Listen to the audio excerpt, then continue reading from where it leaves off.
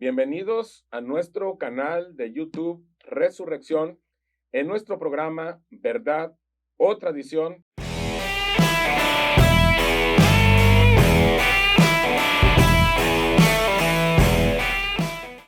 Desde Puerto Vallarta, Jalisco. Hoy vamos a concluir nuestro programa, la tercera parte de los pederastas en la iglesia. Y vamos a continuar con nuestros amigos Felipe y Paulo. Gracias por estar aquí nuevamente, un placer verlos nuevamente. No, por el contrario, es un verdadero placer el poder compartir este tiempo y sobre todo este tema, ¿no? Que recuerdo que la semana pasada, en el programa pasado, al menos yo me quedé muy impactado con todas las cifras, con todos los números que nos presentaste, que nos compartiste. Y no solamente eso, sino también que el grado de manipulación dentro de todas estas personas que estuvieron involucradas, cómo fue que vino a proliferar aún más todavía esto pues, ¿cómo decirlo? De extender todavía más esa red, porque yo la considero como una red a final de cuentas, ¿no? Entonces, sí, es algo muy triste toda la información que se compartió el programa pasado, pero creo yo que hay un propósito, ¿no? Yo creo que este tercer parte y última parte de lo que es el tema van a ver mucha información y pues cosas en las cuales vamos a poder darnos cuenta de cuáles son las salidas y cuáles son el propósito de este mensaje que se está compartiendo. Y también, bueno, me gustaría recordar, al menos de lo que fue el programa pasado, lo que quedó claro. Yo honestamente no tenía la conciencia de diferenciar lo que era el pederasta, hasta se me olvidaron ya. Pedofilia. Pedofilia y el otro es el otro. ¿Cuál era? Pederasta, pedofilia. Ajá. Y falta el otro. Bueno, estuvimos hablando de la parafilia. La parafilia es cualquier tipo de desviación, dijimos. Uh-huh. La pederastia es la inclinación erótica hacia los niños con un abuso cometido. Y la pedofilia son los mirones. No, sí, estuvimos diciendo que es los que tienen inclinación para los niños de más chicos, menores de 12 años. Y pues estuvimos hablando de eso. La efebofilia es para los niños más grandecitos. Más grandes. ¿Verdad? Sí, los conocidos. Ajá, la efebofilia, ajá. Bueno, ese fue lo que estuvimos revisando. La pedofilia y la efebofilia dijimos que era un trastorno mental, pero ya los pederastas ya son los que tienen el comportamiento. ¿Sí? Así es. A mí lo que me llamó la atención y con lo que se me quedó más es que no hay consecuencias de una manera ya más hacia la sociedad, sino que es interno. O sea, todo eso se maneja, todo lo que está pasando y lo que vimos en el programa anterior, es que entre ellos mismos ahí queda todo, pues no hay una consecuencia, no hay un seguimiento hacia esas acciones que ante la sociedad pues deberían de tener una sanción mayor, ¿no? O sea, yo pienso que eso es lo que hasta ahorita no se ha hecho nada por lo que nos compartiste, no se está tomando cartas en el asunto, ¿no? Lo que pasa es que la Iglesia Católica tiene acuerdos, porque es un estado, es un estado y tiene acuerdos con las diferentes naciones. Poníamos el ejemplo de los militares, ¿no? Sí, sí, sí. Que es algo similar con los juicios de los militares, que no pueden ser juzgados por una autoridad civil. Uh-huh. También hay ciertos países, ciertas naciones que tienen acuerdos con la Iglesia Católica donde sus ministros pues tampoco pueden ser juzgados, ¿no? Uh-huh. Y por eso pues se presta todo este tipo de situaciones. Claro. Muy terrible. Bueno, sí, terrible. Lamentable, sí. Muy bien. Pues hay muchas expectativas para este próximo. Bueno, pues vamos a empezar con la historia del celibato. Ahí nos quedamos. O sea, que fue algo que yo comenté, ¿no? La vez pasada, y que dijiste que para esta sí nos tenías preparado. Sí, sí, porque efectivamente tienes razón, Paulo, porque uno dice, bueno, el celibato qué es, No, o por qué se da, o cómo empezó, etcétera, etcétera, ¿no? Que porque es, se conoce como tal, pero no hay una explicación, ujú. bíblicamente, una base que fundamente, que realmente apruebe eso, ¿no? No la hay. Bueno, vamos a ver eso. Es lo que vamos a ver. Vamos a empezar por definir qué es el celibato. Así que, si quieren opinar, ¿qué es el celibato? Bueno, el celibato es el compromiso que se hace el sacerdote o la persona ordenada, porque, pues, digo, esto es una pregunta para ti. El celibato también aplica en las monjas, A ver, ¿no? ustedes Sí, díganme. claro, O claro, sea, aplica también para los sacerdotes, a lo que yo, ¿no? A lo que sí, yo o sea, lo que tengo yo entendido, tengo y entendido aplica que también sí. para las monjas, para todos aquellos que se dedican, porque tiene que ver con que se casan ellos con Cristo, Ujú. tiene mucho que ver con con lo que la Biblia menciona acerca, pues, de las bodas y todo eso. Bueno, ellos lo relacionan así, que ellos son la novia de Cristo, ¿no? Y que tienen nada más ese compromiso o ese acuerdo nada más con Bueno, dedicarse, ¿no? el celibato es una elección voluntaria, libre, Ujú, de no adquirir un vínculo matrimonial y de vivir la continencia sexual por un motivo religioso. Eso es el celibato. Originalmente, los primeros sacerdotes católicos no necesitaban ser célibes. O sea, cuando surgió el catolicismo como tal, allá acuérdense que en el 313 después de Cristo, cuando Constantino era el emperador de Roma, ujú, fue cuando vio que ya no podían acabar con los cristianos. Los mandaban a los circos romanos, los crucificaban y pareciera que se reproducían más. Entonces, llega un momento en que Roma toma al cristianismo como religión oficial y es cuando empieza a surgir lo que hoy conocemos como la Iglesia Católica Apostólica Romana. ujú, Entonces, eh, en esos tiempos que empezó el catolicismo como tal, los sacerdotes no necesitaban ser célibes, o sea, no necesitaban no casarse, no tener un vínculo matrimonial, no era un requisito. Esto fue siendo reconocido como un valor importante a medida que fueron pasando los siglos. Esto lo afirma un historiador muy importante, un escritor que se llama Ribeiro Neto. Alrededor de los siglos 3 y 4 ya existían movimientos dentro del catolicismo promoviendo que los religiosos practicaran el celibato. La Iglesia Católica tuvo varias idas y venidas en cuanto a este tema. Incluso hubo regiones diferentes donde adoptaron prácticas en relación a esto, ya que era una época de una comunicación muy precaria, no como ahorita. Claro, En ujú. aquella época la comunicación pues, era muy muy limitada. limitada, ¿no? Como Claro. ahorita que, pues, en un segundo ya sabes lo que está pasando del otro lado del Sí, mundo, ¿no? O sea, todo es, al instante, ¿verdad? Ujú, Entonces, pero en aquel tiempo no, entonces había ciertas regiones donde se presionaba o donde se tenían ese tipo de ujú. ideas, pero el resto del mundo conocido, pues, ni se enteraba. La preocupación con el celibato empezó a cobrar fuerza a partir del siglo XI. Wow. O sea, hasta el siglo XI fue donde empezó a tomar fuerza.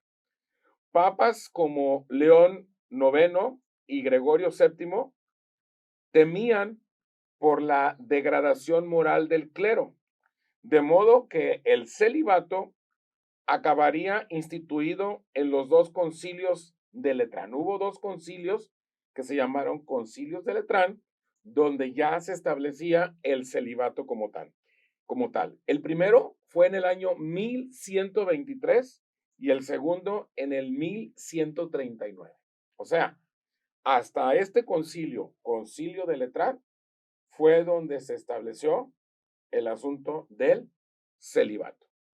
obviamente que antes de esta época ya había Ciertos movimientos, ciertos ciertas movimientos. propuestas, pero no era como algo establecido, como una ley, se podría decir, ¿no? Ujú, Hasta este concilio de Letrán.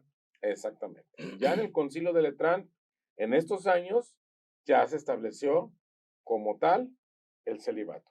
Y a partir de los Ujú. concilios quedó decretado que los clérigos no podrían casarse o relacionarse con concubinas. Entonces, quedó ahí muy claro. El celibato también fue defendido en otro concilio también de Letrán en el 1215, o sea, este, aproximadamente unos 80 años después, se volvió a tomar el asunto, se Ujú. volvió a tocar el tema y se volvió a defender, y también se volvió a defender en el concilio de Trento, en el año 1545 y 1563. En este concilio de Trento también se volvió a defender el celibato. Algo importante que pasó en el concilio de Trento, como una anécdota nada más que no tiene que ver con el tema, es que en este concilio de Trento se estableció que la Iglesia Católica tenía tres fuentes de autoridad en el siguiente orden. La primera fuente de autoridad de la Iglesia era lo que dijera el Papa. Ujú. Por eso se llama la doctrina de la infalibilidad del Papa. O sea, lo que él dice Así es. es infalible porque él es el vicario de Dios en la tierra, es Cristo en la tierra. La segunda fuente de autoridad son las tradiciones. Y la tercera y última fuente de autoridad es la Biblia, las escrituras. Entonces, en este concilio de Trento se defendió este orden de autoridad, o sea, Ujú. que lo que dijera el Papa y lo que dijeran las tradiciones tenía más autoridad que lo que dijera la Biblia. Y en este mismo Ujú. concilio declararon nuevamente el asunto del celibato, o sea, lo confirmaron, Sí. ¿sale? Entonces, ahí están las fechas, ahí están los tiempos. Entonces, lo más interesante que yo estuve investigando y lo que yo me pude percatar es que a partir del siglo X, surge una propuesta real del celibato, o sea, todo lo que se autorizó en estos concilios, Ujú. en el de Letrán y en el de Trento se volvió a confirmar y todo, es porque había una raíz y me puse a investigar la raíz y resulta que en el siglo X, o sea, antes de estos concilios, eh, empezó a enriquecerse mucho el asunto del celibato dentro de la iglesia. ¿Por qué? Por la siguiente razón. Antes del celibato, los sacerdotes podían casarse, podían tener hijos. El asunto por el que se autorizó el celibato y el que se propuso y se defendió en estos concilios es porque los sacerdotes que tenían hijos estaban convirtiendo los templos en una especie de feudos con sus propios hijos. O sea, que les heredaban a sus hijos los templos Ujú. o les heredaban a sus hijos las zonas geográficas a las que pertenecía su arquidiócesis o su territorio. Entonces, ellos pues tenían hijos y ¿quién quedaba como sacerdote en lugar de ellos? Los hijos. Pues los hijos, Ujú. que es algo que pasa o pasaba en México en el ambiente de los maestros.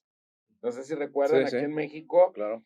que los maestros se Ujú. jubilaban, pero ellos podían escoger ¿Quién se quedaba en quién su se lugar? quedaba en su lugar o quién podía entrar. Entonces, muchos maestros convencían a sus hijos de que sus hijos, sin tener un llamado para ser maestros, entraran a las escuelas normales, entraran a la Ujú. pedagogía, entraran a la educación pública para heredar las plazas.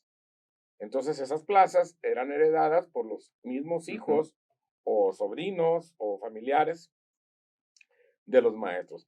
Esto pasaba también en la Muchísimo, iglesia católica. Ajá. Wow. Entonces, para que no heredaran los hijos de los sacerdotes, las plazas, ¿qué era lo que hacían? Dijeron, ¿sabes qué? Mejor, vamos a quitarles, el asunto de que tengan familia. Decretamos, en un concilio, y bueno, esto sucedió, un poquito más de 1000 años después de Cristo, Interesante. donde dijeron, se acaba el asunto de que los sacerdotes les estén heredando las plazas a sus hijos, y así acabamos con este problema, porque era un problema que traían fuerte. Claro, pues el negocio estaba perdiendo. Pues sí, Pues tal cual, o sea, tenía mucha fuga. ¿Por qué? Porque ya no se tenía el mismo control sobre de las propiedades y sobre de los templos. sí, porque las propiedades llegaban a ser cuestiones familiares, Sí. herencias familiares de los mismos sacerdotes Claro. que tenían a sus hijos y a sus nietos y los Ujú. heredaban, iban creciendo y la iglesia como tal, como Estado, pues no tenía un control de esas propiedades, de esas Claro. riquezas. Entonces, ¿qué hay que hacer? Dicen por ahí, ¿no? Muerto el perro se acaba la rabia. Eso es lo que hay que hacer. O Pero sea, entonces lo manejaron de otra manera. Esa es la raíz, lo que tú estás diciendo. Ese fue el motivo. Nada más que se encargaron de espiritualizarlo, por decirlo de una manera, y lo manejaron de otra forma, pues ¿no? ellos hicieron sus concilios. Sí, sí, sí. Y como dentro de sus concilios es más importante lo que diga el Papa Ujú. o lo que digan las tradiciones a lo que dice la Biblia, Pues, entonces, imagínate nada más. pues entonces, en una orden del Papa, Ujú. simplemente se hace un concilio, se llega a un acuerdo y de ahora en adelante, entonces los sacerdotes de las provincias, de los pueblos, de las ciudades, pues ya no podían tener hijos. Ahora, si los llegaban a tener, que eso pasa frecuentemente, si los llegaban a tener, entonces, ¿qué era lo que sucedía? Pues no eran reconocidos por parte de la iglesia y por lo tanto no podían heredarles a Ujú. ellos el ministerio, Y una muy sus buena templos, estrategia. ¿sí? Entonces, eso es lo que estaba pasando. Tú me mandaste un link, ¿verdad? De un sacerdote Sí, muy que, polémico. De hecho, hasta ahorita tiene programas de televisión. Estuve investigando también a de ver, él. platícanos, Tiene platícanos. programa de televisión, es muy ¿Cómo famoso. se llama? Él es considerado el sacerdote o el cura de los artistas. Entonces, se llama Alberto, el padre Alberto. Y entonces, la historia de él comienza, creo que es puertorriqueño, y y se hace muy famoso porque empieza a aparecer, a figurar, celebrando misas, celebrando ciertos eventos sociales. Liturgias.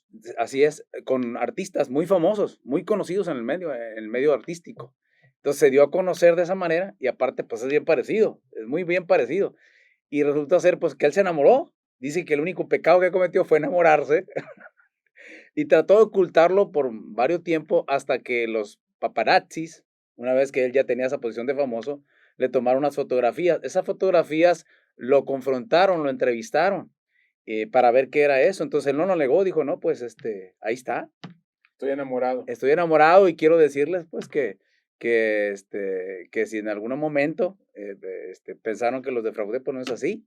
Entonces él dio la cara, hizo público su relación y se tuvo que salir de esa denominación. Para él hizo otra denominación en Estados Unidos, pues se maneja muy distinto al catolicismo, hay varias ramificaciones y a una a las que él decidió optar irse, ahí sí le permiten estar casado, perdón, y ejercer su ministerio tal cual lo está haciendo hasta el día de hoy, tiene su programa de televisión, es sacerdote, está bien, o sea, y sigue todavía, o sea, fue muy criticado, fue muy estigmatizado, pues, realmente en el tiempo cuando eso sucedió, pero el día de hoy sigue siendo el sacerdote y tiene programa de televisión y es muy exitoso. Creo que por ahí también tiene algún libro por ahí de toda su vivencia, ¿no? Se llama El Padre Alberto.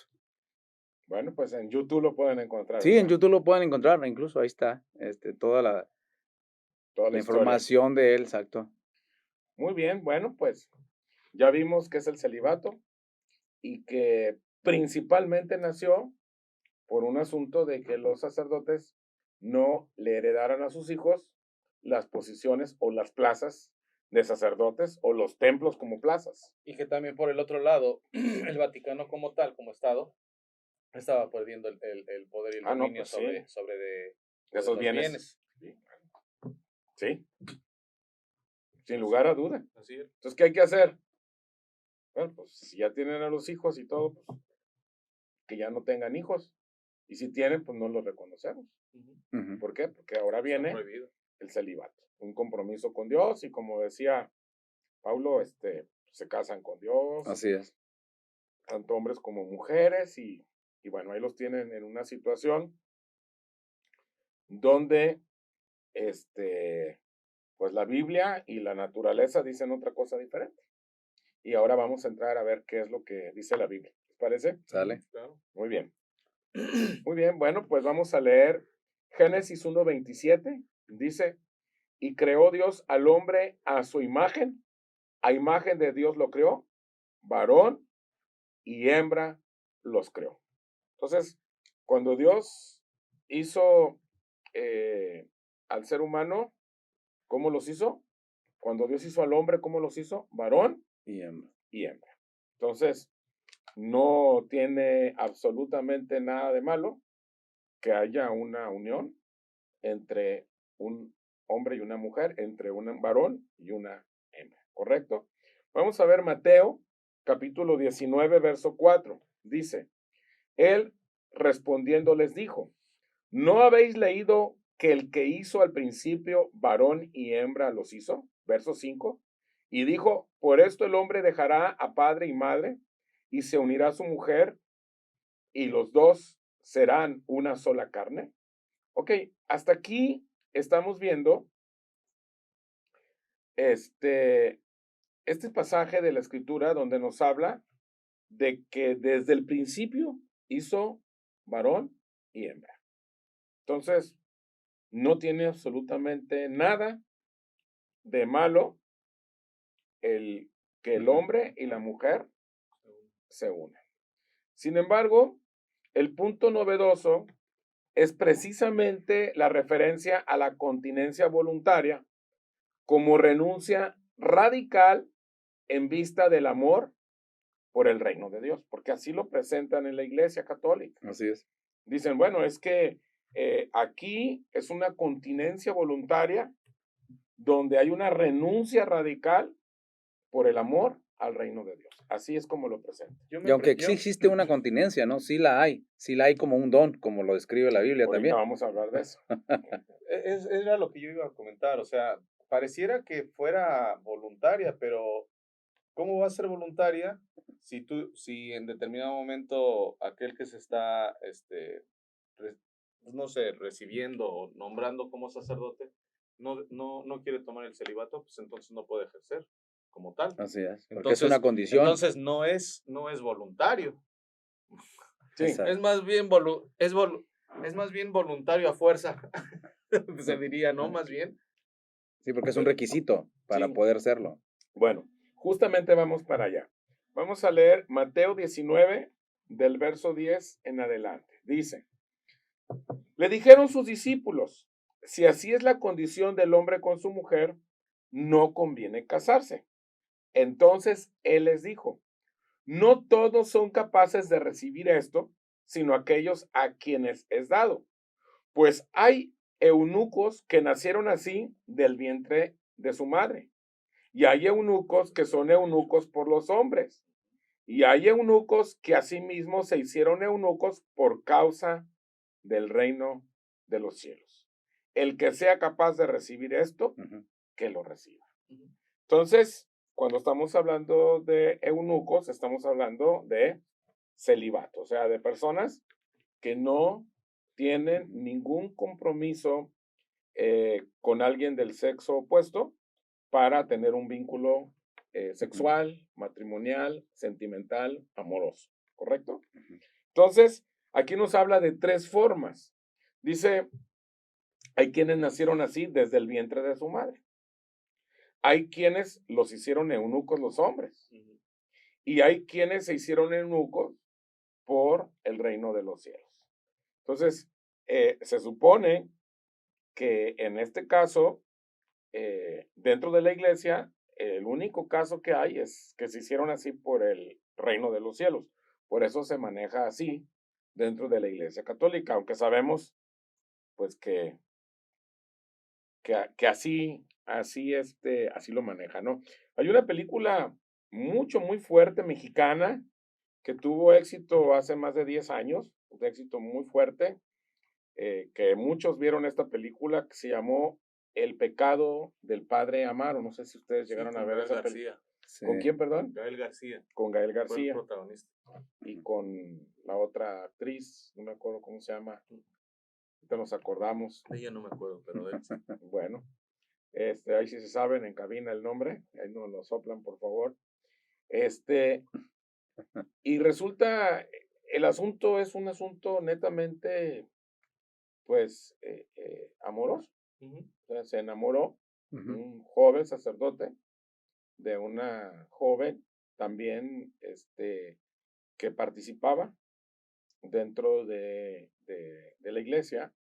Y bueno, fue un escándalo esa película en México, me acuerdo cuando surgió, porque pues había muchos sectores de la iglesia católica muy ofendidos porque se estaba presentando pues una situación muy comprometedora, no solamente de esa pareja, sino del sacerdote principal, ¿verdad? Que también estaba en una relación sentimental con otra señora y bueno, que era, bueno, es una trama bastante complicada, ¿no? Entonces, aquí nos habla de estos tres casos, ¿no? Muy bien. De todas maneras, cuando los autores del Nuevo Testamento se refieren a la opción de la virginidad, no tenían en mente un asunto de jerarquía ministerial, sino que se dirigen a cualquier persona que forme parte del cuerpo de Cristo. Ese es el contexto, pues. Sí, cuando los autores del Nuevo Pacto están hablando sobre que alguien se pueda mantener en virginidad, no es exclusiva para personas que predican o que ministran dentro de una iglesia, sino están hablando de manera muy general a cualquier creyente en Ujú. Cristo que forme parte del cuerpo de Cristo. Ujú. Nada más que la interpretación se ha tomado que es exclusiva para esa casta sacerdotal o para esa casta de líderes dentro de la Iglesia Católica, Ujú. pero no está dirigida para ellos. El contexto de la escritura es un contexto mucho más amplio que tiene que ver con cualquier creyente en Cristo. Ujú. ¿Sale? Muy bien. Por otra parte, en las recomendaciones dadas en la primera epístola a Timoteo, está hablando del obispo. Vamos a ver qué dice del obispo. Primera de Timoteo, capítulo 3, verso 1. Es la carta del apóstol Pablo a Timoteo. Dice, palabra fiel, si alguno anhela obispado, buena obra desea. Pero ¿es necesario qué? Que el obispo sea qué? Irreprensible. Irreprensible. Marido De de una sola mujer, sobrio, prudente, decoroso, hospedador, apto para enseñar, no dado al vino, no pendenciero, no codicioso de ganancias deshonestas, amable, apacible, no avaro, que gobierne bien su casa, que tenga a sus hijos en sujeción con toda honestidad. Pues el que no sabe gobernar su propia casa, ¿cómo cuidará de la iglesia de Dios? Entonces, dentro de las recomendaciones o dentro de los requisitos es que sea marido de una una mujer. sola mujer. O sea, quien desea obispado, según los requisitos que dice, tiene que estar ¿qué? Casado. Casado. Y bueno, le da una serie de atributos, ¿no? Sobrio, o sea, que no sea un borrachito, que sea alguien prudente, que sea alguien decoroso, o sea, que no sea muy creído, que no llegue así, con un concepto más alto de sí, que sea alguien apto para enseñar, o sea, que tenga conocimiento, hospedador, y da unas, no peleonero, no ratero, bueno, da una serie de características, pero dice que gobierne su casa. Porque si no puede gobernar su casa, pues, ¿cómo pues va a poder gobernar la casa de Dios? Y dice que bien. Bien. Sí, sí, sí. Ahora, cerramos con broche de oro con un versículo del Nuevo Testamento muy duro, muy difícil para las religiones o para la iglesia que prohíbe casarse, sean miembros de una iglesia o ministros registrados. Así que viene un versículo durísimo. Este es el más duro del programa. ¿Sale? Que tiene que ver con el asunto del celibato. ¿Listos? Sí. Abróchense los cinturones ahí en casa porque viene con todo este versículo. Primera de Timoteo 4:1 dice, pero el Espíritu dice claramente que en los postreros tiempos, algunos apostatarán de la fe, o sea, renunciarán, escuchando a espíritus engañadores y a doctrinas de demonios, por la hipocresía de mentirosos que, teniendo cauterizada la conciencia, prohibirán casarse y etcétera, etcétera, etcétera. No lo vamos a leerlo más. Fíjense lo que dice. En los postreros días, algunos apostatarán de la fe. ¿Qué es apostatar? Renunciarán. O sea, escuchando ¿a quién? A espíritus engañadores y doctrinas de demonios. Por la hipocresía de mentirosos que teniendo la cauterizada la conciencia, ¿qué dice? Prohibirán ¿qué? Casarse. Es lo que estamos viviendo. Uh-huh. Están prohibiendo casarse. ¿A quién? A los sacerdotes. Cuando dice la misma escritura, a las monjas. A muchas mujeres que tienen un corazón para servir a Dios con todas sus fuerzas, pero les están prohibiendo casarse. Y pues es un versículo muy duro, muy duro. ¿Por qué? Pues porque los altos mandos, los jerarcas, no quieren que los sacerdotes, los de a pie, los que están a tierra, con el trato directo de la gente, tengan hijos para que no les hereden las plazas. Esa es la raíz del problema. Ese es el asunto. Uh-huh. Y también puedo ver cómo en el concilio de ¿Letrán? no, ¿O de Trento? De Trento. Pusieron el orden como lo pusieron. Sí, que sea el último lo que diga la Biblia, porque lo que diga el Papa es lo que se tiene que hacer, ¿no? O las tradiciones. O las tradiciones, o sea, en el tercer escalafón. Uh-huh. Entonces, pues, tristemente, ponen en tercer lugar la voluntad y la palabra que salió directamente del trono. Entonces, pues, imagínate nada más. Así es. Fíjense, les voy a poner un ejemplo. Que no tiene nada que ver con esto aparentemente.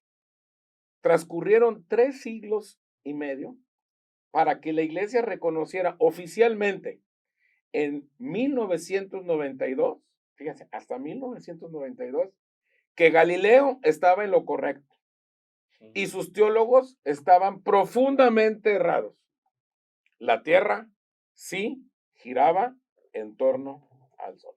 3 siglos y medio, donde los teólogos debatían y decían que Galileo estaba equivocado. La terquedad eclesiástica, o sea, la terquedad de la iglesia, para reconocer su error, condenó a Giordano Bruno a morir quemado en la hoguera y a Galileo a cadena perpetua en su hogar. O sea, te quedas en tu casa encerrado y nunca sales. La iglesia persiste en creer que la abstinencia sexual es el camino a la perfección humana y que esta abstinencia sexual es posible de por vida.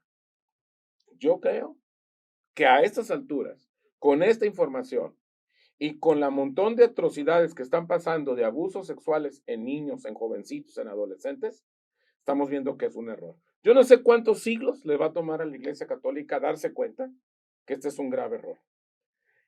definitivamente es una muy mala decisión, porque la forma de conservar sus bienes Ujú. los ha llevado a defender el celibato. Esto ha provocado que muchísimos sacerdotes sean transformados en lobos y miles de ovejas sean transformadas en víctimas. Ese es el problema y eso es lo que está pasando. ¿Qué es lo que provocó esta doctrina? Pues que la naturaleza del ser humano fluya, pero cuando hay una prohibición de parte de un sistema religioso donde te dice no puedes tener una mujer, no puedes tener relaciones sexuales, entonces en su impotencia, ¿qué es lo que hacen muchos de estos hombres frustrados?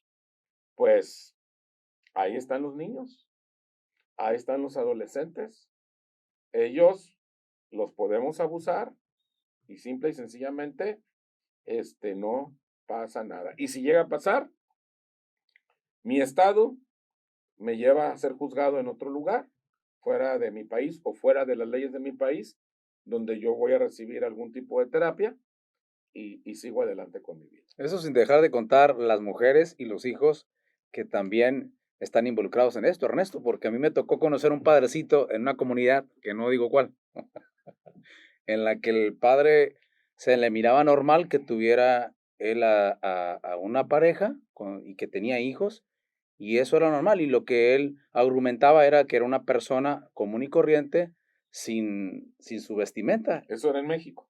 Aquí me tocó a mí vivirlo, en una comunidad, en Nayarit, Okay. y tenía a sus hijos, y todo el mundo de la población sabía eso, sabía que yo conocía a esa persona, yo conocía a ese Y la gente sacerdote. no lo veía mal. No lo veía mal, o sea, lo veía como algo normal, porque fuera de sus actividades religiosas, era una persona común y corriente.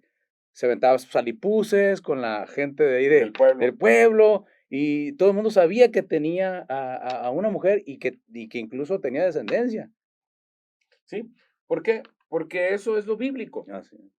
O sea, eso es lo del Eso es Nuevo lo no- Testamento. y es lo normal de la humanidad, que ese es el propósito, como citabas en Génesis, o sea, varón y hembra nos creó con un propósito. Ese es lo natural, ¿no? O sea, y tristemente, ¿no? Eh, Crucifican a aquellos que están haciendo lo que es normal y natural y exaltan a aquellos que están haciendo completamente lo opuesto a la voluntad del Señor. Así es. Y Así fíjate es. que muchas de las cosas están así alrevesadas en este mundo, en este tiempo. Desde hace mucho tiempo, pero creo que se están ahora agravando más, ¿no? Ujú. Pues esa es la realidad. Eso es lo que se está viviendo. Por eso hay abuso sexual.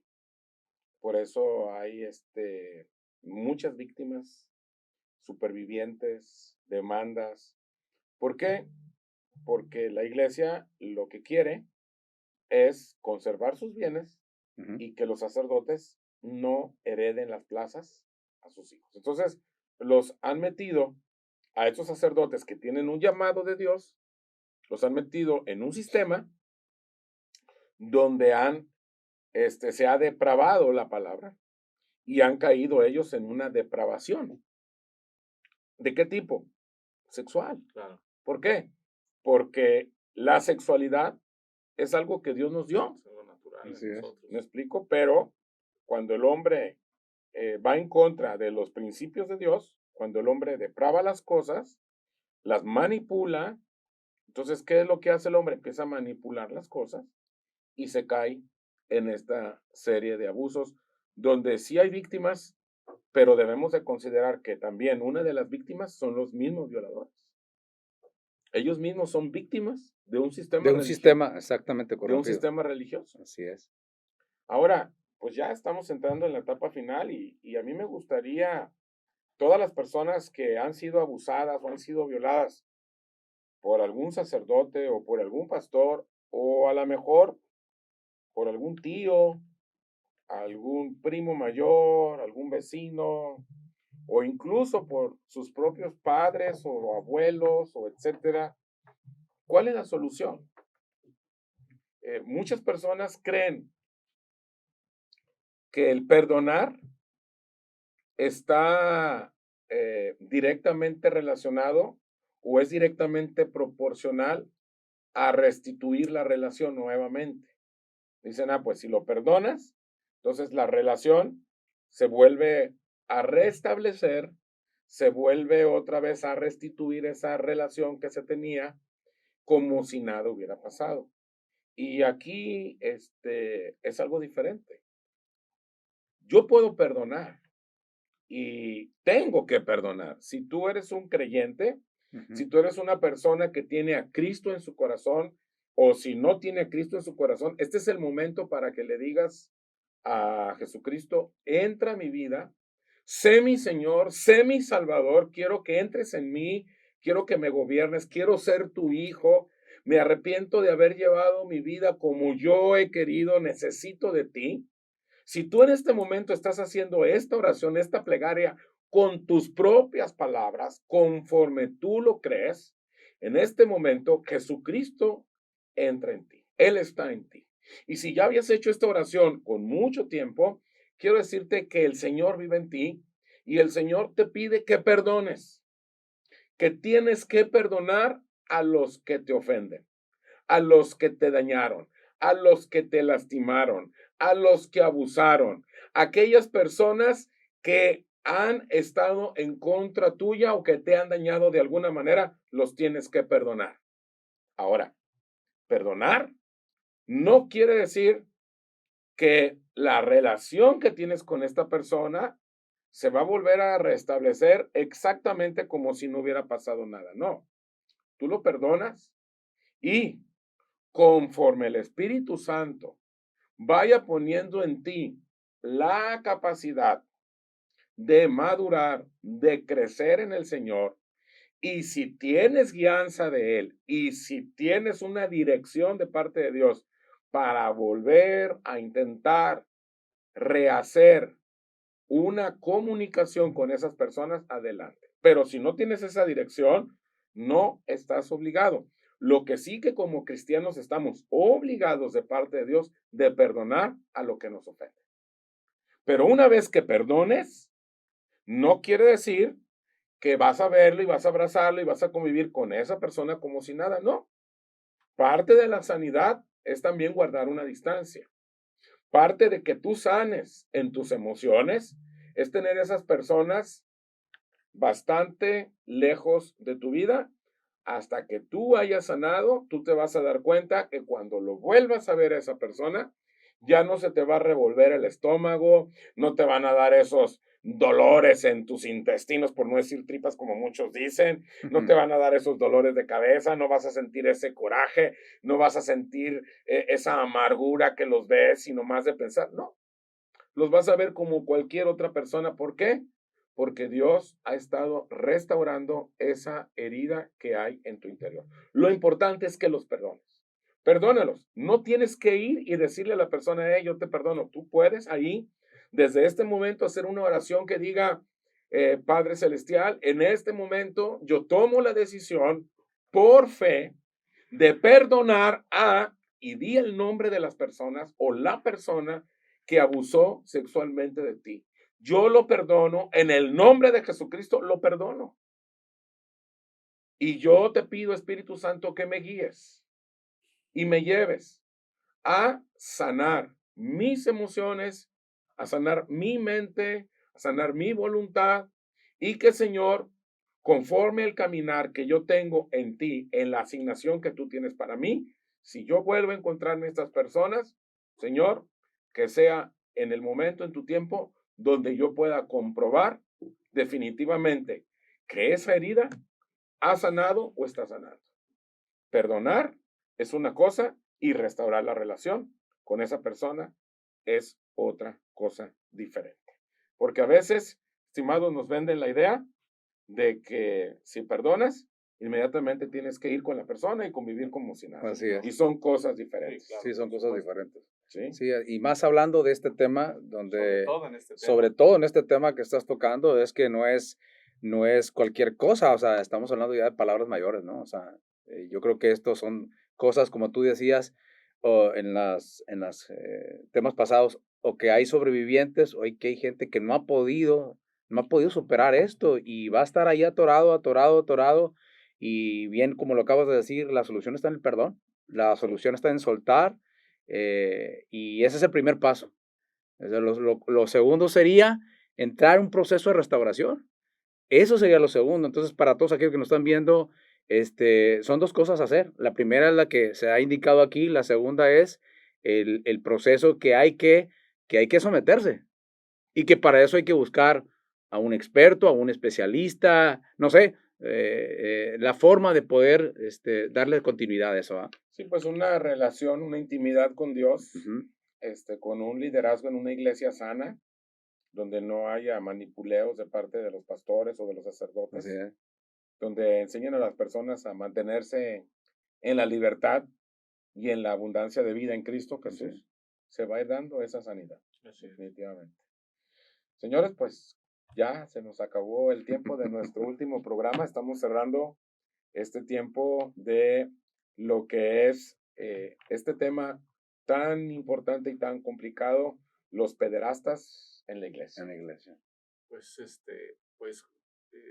honestamente, como las ocasiones anteriores, es un muy buen tema, algo un tanto duro y difícil el tema que se trató, ¿no? En estos tres programas, pero pues tristemente podemos ver hasta dónde llega la ambición de un grupo de personas y que a través de esa ambición y el querer tener el control de ciertas áreas, pasaron a afectar y han pasado a afectar y siguen aún afectando a tantos inocentes, ¿no? Entonces, creo yo que, pues, hace rato hiciste la, la propuesta, la invitación para que conocieran a Jesucristo, para que si no lo has recibido. Y aún que ya lo tengas, muchas de las ocasiones, por temor, por vergüenza, por ciertos factores, no se quiere externar, se evita. Pero recuerda que tenemos al Consolador, al Espíritu Santo, el cual Él dará todas y cada una de las cosas que nosotros podamos necesitar para salir adelante. Así es que pues yo te invito que una vez más eh, busques ese perdón. No es tanto para dárselo, sino es para uno mismo. Así es que pues Te liberas tú mismo. es para uno mismo. Es para uno mismo. La insistencia de nuestro Señor Jesucristo a perdonar no es para que el otro lo reciba, no es para que el otro se sienta bien, es para que uno sea realmente liberado, realmente, porque ese es el primer inicio para poder obtener una restauración, una sanidad. Si nosotros no logramos el poder dar ese perdón, vamos a seguir atados y no va a haber ningún avance. Concluyendo con lo que estás diciendo de raíz de todos los males, dice una parte en la Biblia, es el amor al dinero, ¿no? Y que eso es lo que estamos tocando ahorita. ¿Sí? Esa es la verdad acá. A mí me impresionó mucho los datos que nos diste de cuál es la razón principal, ¿verdad? Porque teníamos un conocimiento, los que venimos de un trasfondo católico, que se nos enseñó un trasfondo, lo del celibato, muy diferente a los datos que acabamos de ver en este programa. ¿Va? Pues sí, raíz de todos los males El amor al dinero. es el amor al dinero. No el dinero, Sí, no. No, el amor el al amor al dinero. dinero, así es. Muy bien, señores, pues tenemos nuestro siguiente programa, va a estar buenísimo. Vamos a estar hablando de la comunidad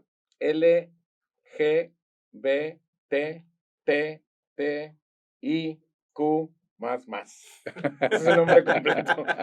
Vamos a estar hablando de la comunidad. Yo me quedé en el LGTB. Ya le añadieron LGBT. más. Sí, hay más LGBT. Vamos a estar hablando nuestros siguientes programas de la comunidad de homosexuales, lesbianas, Transexuales, transgénero, ajá, bisexuales, bisexuales. todo eso lo vamos a ver, vamos a aprender de eso y vamos a ver qué dice la escritura Muy bien. y qué dice la iglesia, a ver si es cierto. Wow. Vamos a estar aprendiendo de eso, vamos a ver si bueno, traemos varias sorpresas. Entonces, pues un placer nuevamente, seguimos en contacto y hasta la próxima.